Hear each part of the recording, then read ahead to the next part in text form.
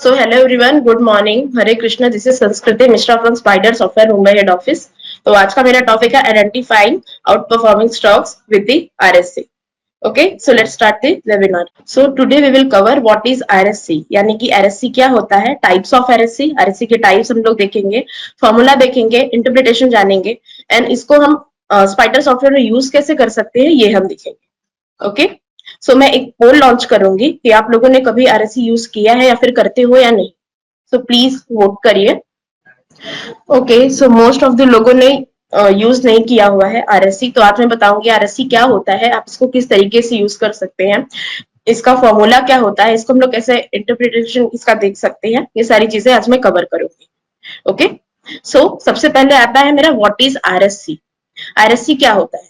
The relative strength comparison (RSC) indicator is a tool used in trading and investing to compare the performance of one asset, like stock or index, to another. It helps trader to see which asset is doing better over a certain period. Basically ये क्या होता है कि इन्हीं दो stock या फिर किसी पर्टिकुलर स्टॉक के साथ आप उसका जो इंडेक्स होता है आप वो भी कंपेयर करके देख सकते हैं कि यह कैसा किस तरीके से परफॉर्म कर रहा है. Okay, RSC indicators tells you if one asset is stronger, performing better, or weaker, performing worse compared to another. It shows the ratio of how much the first asset has moved up or down compared to the second one, helping traders to make decision about which asset to focus on. Means ये जो मेरा indicator है, ये जो हमारा indicator है, ये basically आपको जो डिसीजन लेने में काफी हेल्पफुल होता है. ये आपको कंपेयर करके बताता है कि किसका परफॉर्मेंस काफी बेटर था as compared to others. Okay, if you are comparing two stock, the RSC tells you which one has been gaining more value. If RSC number goes up, it means the first stock is stronger. It goes down, the second stock is stronger. Means suppose आपने stock A and stock B को compare कर रहे हैं. If आपको stock A की value जो है वो ज्यादा दिख रही है as compared to stock B, तो आप ये देख सकते हैं कि जो हमारा stock A है वो ज्यादा strong है as compared to stock B. Okay, if आपको स्टॉक बी की वैल्यू ज्यादा लग रही है, ज्यादा दिख रही है as compared to stock A, then हमारा जो स्टॉक बी है वो जो है ज्यादा स्ट्रॉन्गर है. सो होप इतना क्लियर हुआ होगा.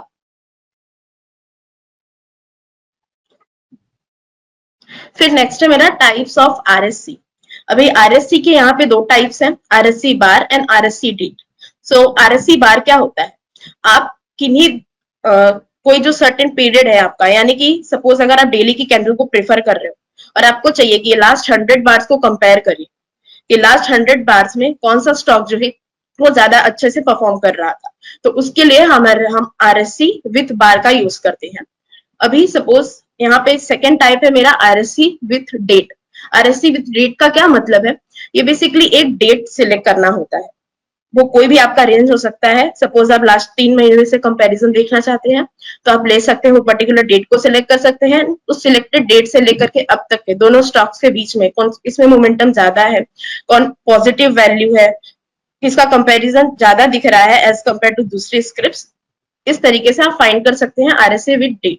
तो आज हम आरएससी विद डेट को देखेंगे, उसके बारे में एग्जांपल जानेंगे, उसका फॉर्मूला डिस्कस करेंगे, प्लस उसको किस तरीके से हम सॉफ्टवेयर में यूज करते हैं वो मैं आपको बताऊंगी. तो यहाँ तक किसी को कुछ भी डाउट है तो वो पूछ सकता है. तो एक बार मैं आपको सॉफ्टवेयर में भी बता देती हूँ कि आप किस तरीके से यहाँ पे देख सकते हैं. सो बेसिकली मैंने चार्ट पे एस प्रेस किया, यहाँ पे आप देख सकते हैं relative strength comparison bar and date, यहाँ पे दोनों अवेलेबल है. अगर आपको बार के थ्रू जाना है देन आप बार सेलेक्ट करके आपकी कंडीशन जो है चार्ट पे आ रही है, और अगर आपको डेट के साथ जाना है देन आप डेट वाले कंडीशन को सिलेक्ट करके देख सकते हो.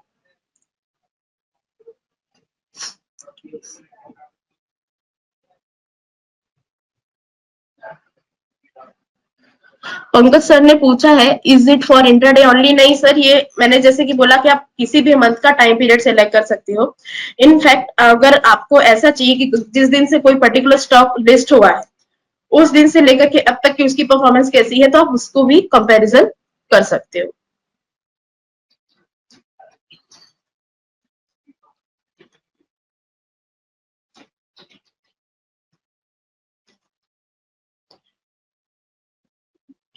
ओके, सो फॉर्मूला पे आते हैं. So formula of RSC. The relative strength comparison RSC formula is typically calculated as the ratio of the performance price change of one asset to the performance of another asset over a specific period. यहाँ पे मैंने date का example लिया हुआ है, that's why मैंने यहाँ पे पीरियड मेंशन किया हुआ है. इसका फॉर्मूला है RSC is equals to price A, price of asset A upon price of asset B. Okay, इसका एक्सप्लेनेशन देख लेते हैं. Explanation of the formula is where asset A is first asset that you are comparing, for example stock A, and asset B is the second asset, for example stock B, or a benchmark. How it works? The RSC value tells you how much asset A has moved relative to asset B. Okay, if the RSC value is greater than 1, asset A is stronger than asset B. If RSC value is less than 1, asset B is stronger than asset A. If RSC value is equal to 1, both asset have performed similarly. मतलब अगर दोनों की value हमें 1 आ रही है, same आ रही है, तो हम लोग क्या देखेंगे कि दोनों असेट ने प्रॉपरली मतलब देखा जाए तो सिमिलरली परफॉर्म किया हुआ है, कुछ ज्यादा इसमें चेंजेस नहीं है. इसका एग्जांपल मैं आपको बताती हूँ. If the price of asset A $120 and the price of asset B is $100, the RSC would be क्या होगा? मैंने क्या बताया था? स्टॉक ए, तो यहाँ पे स्टॉक ए की वैल्यू क्या है? 120 है. एंड स्टॉक बी, तो स्टॉक बी की वैल्यू है यहाँ पे 100. तो मेरा आंसर कितना आएगा? 1.2. ठीक है, यानी कि जो मेरा स्टॉक ए है वो 20% बेटर परफॉर्म कर रहा है as compared to asset B. Okay, so hope यहाँ तक आपको समझा होगा. इफ यहाँ तक किसी को कुछ भी डाउट है तो मुझसे पूछ सकते हैं questions. Okay, so Deepak sir ने पूछा है can we compare one index with another. ये सर आप कंपेयर कर सकते हो.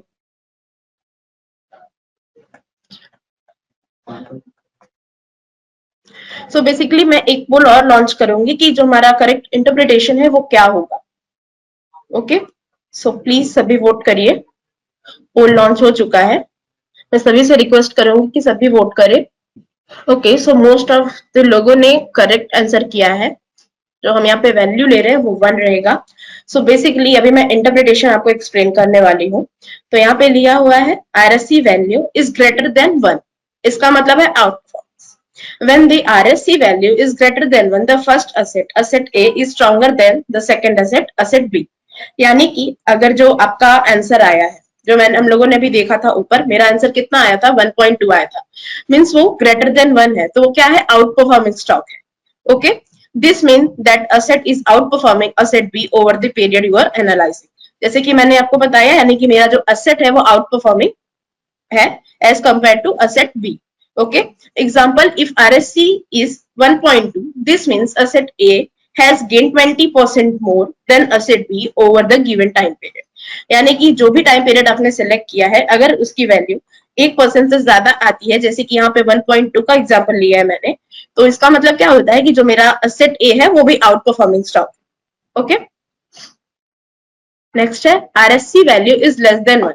इसका मतलब क्या होता है? Underperformance. Okay, when the RSC value is less than 1, the second asset, asset B, is stronger than the asset A. Okay, इसका मतलब क्या होता है कि असेट बी जो है ये आउट परफॉर्मिंग स्टॉक है एंड जो हमारा असेट ए है वो अंडर परफॉर्मिंग स्टॉक है. Example, if RSC is 0.8, it means asset A underperforming stock by 20% relative to asset B over the chosen time period. Okay, जो भी आपने टाइम पीरियड लिया है, अगर उधर से हम लोग कैलकुलेट कर रहे हैं और हमें जो भी हमारा आंसर आ रहा है वो 1 के नीचे है, जैसे यहाँ पे 0.8 आया है, इसका मतलब क्या होता है कि जो हमारा असेट ए है वो अंडर परफॉर्मिंग स्टॉक है and asset be out performing stock है. होप इतना क्लियर हुआ होगा. अभी यहाँ पे आया है, नेक्स्ट है मेरा RSC value is equals to 1. Okay, equal performances. इसका मतलब क्या होता है कि अगर सपोज आपने किसी पर्टिकुलर एक स्टॉक को लिया जिसका प्राइस 100 था. Okay, stock A and stock B दोनों का प्राइस 100 है, तो मेरा आंसर क्या आएगा? 1 आएगा. इसका मतलब यहाँ पे ना ही कोई आउट परफॉर्मिंग स्टॉक है एंड ना ही कोई अंडर परफॉर्मिंग स्टॉक है, दोनों ही इक्वल परफॉर्मेंस कर रहे हैं. ओके, एग्जाम्पल भी यहाँ पे एड ऑन है. If the RSC is 1.0, both asset A and asset B have experienced the same price range or performance over the time period. जैसा कि मैंने अभी आपको एक्सप्लेन किया. यहाँ तक किसी को कुछ भी डाउट है तो वो मुझसे पूछ सकते हैं। ओके, नेक्स्ट मैं सॉफ्टवेयर पे जाके बताने वाली हूँ कि आप किस तरीके से देख सकते हैं बार को या फिर डेट को कंपेयर करके। ओके, अभी मेरा नेक्स्ट है how can we use the RSC in spider software. So basically अभी तक हमने क्या क्या कवर किया वो एक बार देख लेते हैं। सो पहले मेरा था व्हाट इज आरएससी। आरएससी क्या होता है इसका डेफिनेशन जाना, प्लस ये इन्वेस्टर्स एंड ट्रेडर्स को किस तरीके से बेनिफिशियल होता है ये भी हमने देखा। टाइप्स ऑफ आरएससी देखे, बार एंड डेट वाले, कि आप बार की रेंज को सिलेक्ट कर सकते हैं या फिर आपका कोई सिलेक्टेड टाइम पीरियड भी हो सकता है। फॉर्मूला देखा, फॉर्मूला का एक्सप्लेशन देखा हम लोगों ने, एग्जाम्पल भी देखा एंड इंटरप्रिटेशन देखा। ओके, अभी मैं सॉफ्टवेयर पे मूव करूंगी एंड वहां पे आपको इंप्लीमेंट करके हर एक चीज एक्सप्लेन करूंगी। सो मैं पहले सब कुछ कैंसिल कर देती हूँ।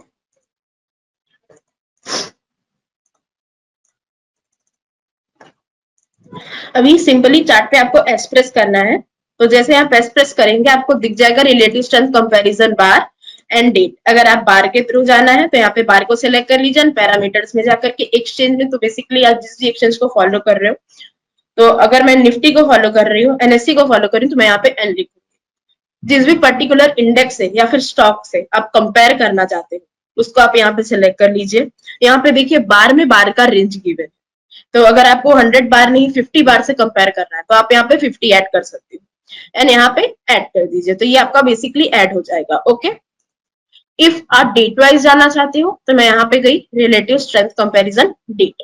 ओके, तो उससे पहले मुझे एक पीरियड सेलेक्ट करना होगा। अभी आप जैसे आप देख सकते हैं मैंने निफ्टी का चार्ट ओपन किया है। अगर मैं यहाँ पे मेरा कर्सर रख रही हूँ तो ये पर्टिकुलर डेट से ही कंटिन्यूसली नीचे ही आता जा रहा है, इसके बाद ये ऊपर गया ही नहीं। तो मैं क्या कर रही हूँ यहाँ पे निफ्टी से कंपेयर कर दूंगी।